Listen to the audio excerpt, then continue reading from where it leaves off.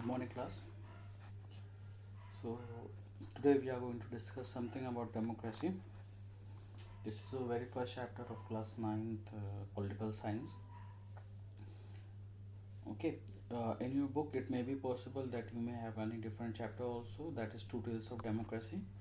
So, that was earlier there, but since as per the new regulations or the new syllabus that has been designed by the CBSE, that chapter has been wiped out from the syllabus. So, as per your older book it is second chapter, as per your newer book it is this first chapter. In case if you are having the older edition, then it may seem to you the second chapter. So basically this chapter is all about democracy. Nothing is new there. You are learning about democracy from past 3 or 4 years. I think since you were in class 6th you know all about the democracy and all. So here we are just going for the revision, you can say, or just explaining about democracy.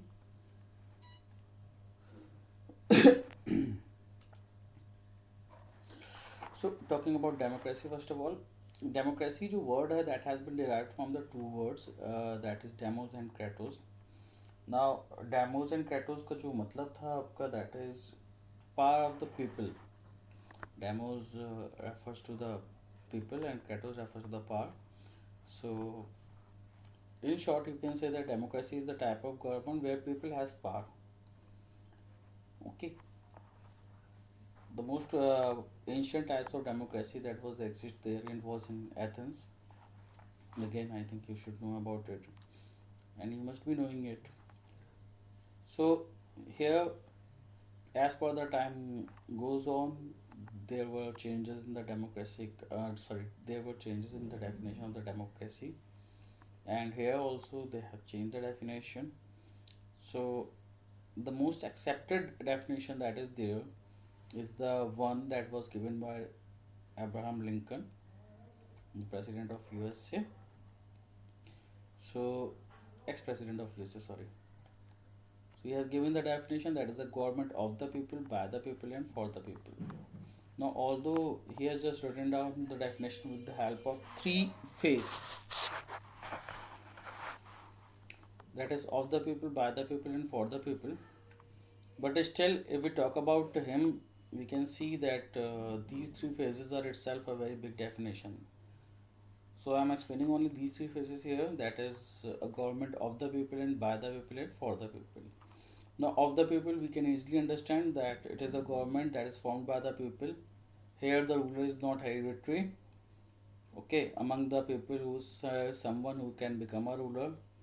At present, we can see the example of India, where Mr. Narendra Modi, who was early here just a common tea seller, he become a prime minister of country. Okay, we can have the example of Professor APJ Abdul Kalam also.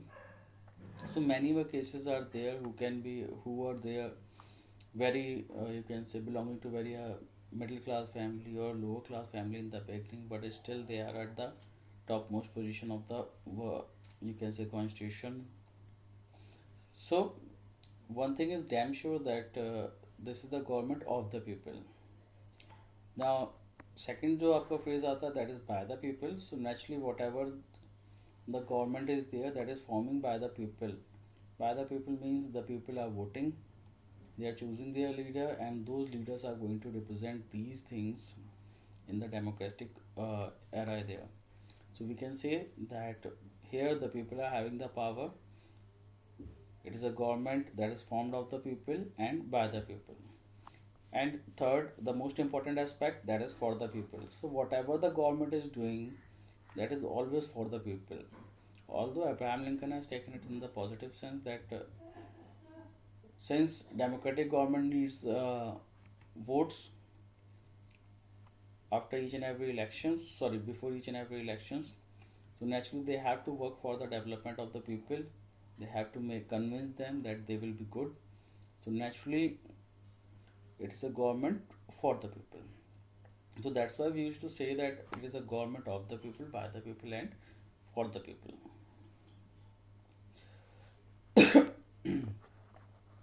Now once we are clear with all these things, we are going to discuss about the types of democracy. Now, as per types of democracy, we are having the two types of democracy. First one is direct democracy. The second one is indirect democracy. Now, what direct democracy says, now it is the most ancient form of democracy, or you can say it is also known as real democracy, because actual when the democratic era started, when the democratic government started, it was like this only. So what used to happen during that time, that all the people used to sit together and they are going to take all the decisions together through their vote. Okay, like if any of the judgment is there, then also they are going to decide it through the basis of vote. So this can be possible in case of the population where the population is very low. But if we talk about a country like India, so it is somewhat really an impossible task, because to register the votes of each and every person on a common platform is something very typical. So generally, if we talk about right now, only Switzerland is there, Athens is there, who are having the democracy, that is direct democracy. Otherwise, most of the nations are who are having the democracy, they are having the representative, or you can say indirect democracy. Okay, direct democracy के example के through समझना है तो सीधे सीधे समझिए that if you are in class, your teacher is asking you that okay, where you want to go for a, you can say, excursion. So generally all the students are going to sit and they are going to decide the places. Now what will happen, I think you can imagine, someone is going you can say want someone want to go for one place, the other one want to go for other place, the other one want to go for other place, like someone want to go for the hill station, the other one go for the you can say this Rajasthan area or desert area. Some want to go for the historical sites. Okay, so someone want to go for the beaches and all. So all the persons are having different things. So generally, when they all going to decide, okay, that we are ready for this particular place, then we can say that it is a democratic. It is a real democracy. Indirect democracy, that is the most popular form of democracy. In India also we are facing, we are having this kind of democracy. Now in this type of democracy, what used to happen, that people elect their representative who are going to take their decisions on their behalf. Like what we used to do, we used to appoint our elect our MLA, MPs, and those MPs and MLAs in return are going to take decisions on our behalf, that what should we do and what should not we do.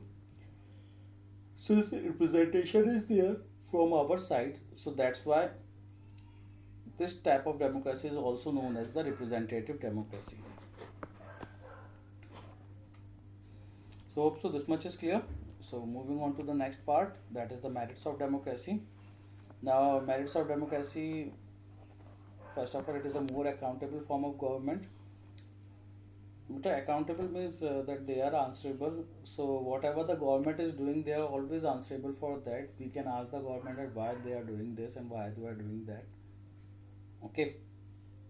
So naturally ये जो हम कहेंगे that this type of government is always for the better of public.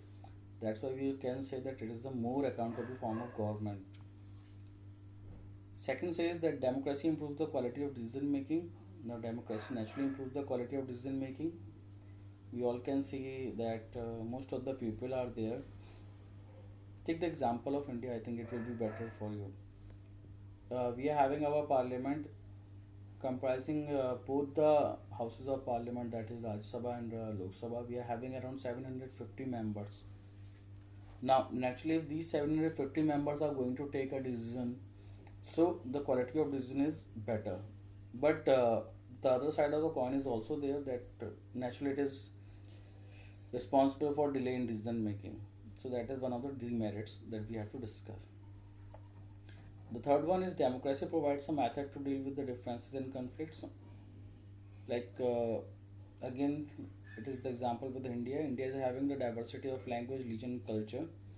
So in such a case, only democratic government is there that can work in a proper way. Now, how it is there? They are providing a method, that is a constitutional method, Now, if any person is having any problem with that, they can register their problem and get the solution for that.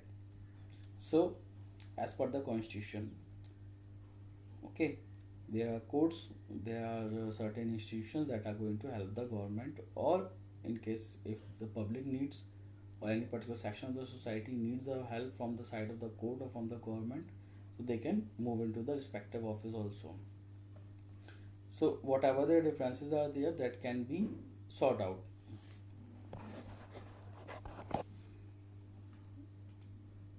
After this, we are discussing about demerits of democracy. Student, I will make a separate slide for the merits and demerits also. Right now, I'm just explaining you a little bit because this topic is generally for this slide is generally for the democracy only. So, demerits of democracy, that leader keeps on changing in democracy. This leads to instability. I think we can see that most of the time incumbent office are going to fail vacant. That's most of the case of democracy. Like earlier, Congress was ruling, then BJP rules, then BJP rules. Now, what happens in next election, we cannot say. So, leader kept on changing, and since leader kept on changing, so it led to the instability. Second thing is democracy all about political competition, power play. There is no scope for morality. I think this is very clear at the time of elections. The different parties are going for their power show, their power play. They compete each other with the full zeal. Okay, and within this political competition, they are going to provide you a number of opportunities. Sometimes these opportunities may sound good to us, but maybe bad for our economy. So, democracy is all about political competition, power play. People generally vote for those parties who are having the major role, or you can say who are having more power, or who are doing the political competition very well. Third thing, elected leaders do not know the best interest of people. It leads to best decisions. Uh, Now, for this, we have to discuss like if we talk about to form a government in India, we need the votes that is 50% plus one. Now, suppose that if 100 persons are there, so if 51 persons are voting in favor of particular government, they may able to form the government. Now, the another side of this story is this, like 51 are in favor of that particular government, still 49 are there who are not in favor of this government. So sometimes most of the elected leaders do not know the best interest of the people. Many times many section of the society doesn't like them. Second thing, it's always about the getting of you can say votes by the power play, so generally it leads to the best reason. Now, democracy leads to corruption. When we talk about any electoral competition, you can have an idea that how much money is being spent by the people or by the leaders. Okay, for example, if you take the example of Lok Sabha this 2019, its approx budget was around 20,000 crore. That was an approx idea. Okay, so you can imagine if these 20,000 crore are going to be invested in different part, that can be helpful for any particular state or even a district. The last thing, that is ordinary people do not know what is good for them and they should not decide anything. Yeah, most of the time what the ordinary people are doing here, that they are just seeing or observing, okay, this particular party is good for them, or they just get influenced by the power play of the party. Hardly there are times that they are going to introspect about the party, their work, their ethics, and all these things. So, in such a conditions, if they are not unable to find all these things, then they should not decide anything. But since democracy is there, they are also having their votes. So, this become the demerits of the democracy. So, hope so this much is clear to you.